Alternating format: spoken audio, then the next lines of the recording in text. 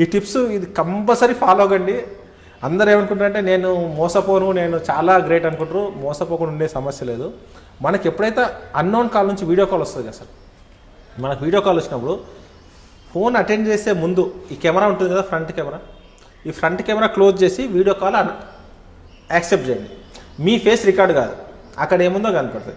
In case honey trap ఉన్న accused అనుకోండి, అక్కడ అమ్మాయి న్యూడ్గా కనిపిస్తుంది, కానీ మీరు కనపడినంతసేపు వాటిని బ్లాక్మెయిల్ చేయాలి.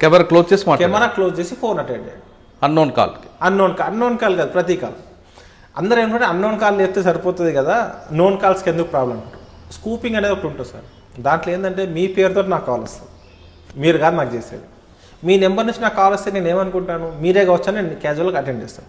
అంటే అది స్కూప్ కాలా లేకపోతే ఫేక్ కాల్ అని తెలియదు. చాలా మందికి మన నెంబర్ నుంచి మనకే కాల్ వస్తుంది కొన్ని సందర్భాలు. ఇది మనకు తెలియదు కాబట్టి ఎందుకు సింపుల్, మన క్లోజ్ ఫ్రెండ్ అయినా ఒక 2 సెకండ్లు కదా, క్లోజ్ చేసి మళ్ళీ ఓపెన్ చేయండి.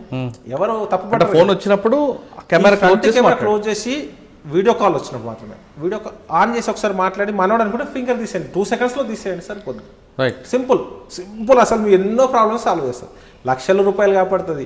మీ మానసిక టెన్షన్ నుంచి బయటపడతాం. ఎంత పెద్ద సమస్య అది, ఎవరికి చెప్పుకోలేము. ఎవరు చెప్పుకుంటే ఏమనుకుంటారో.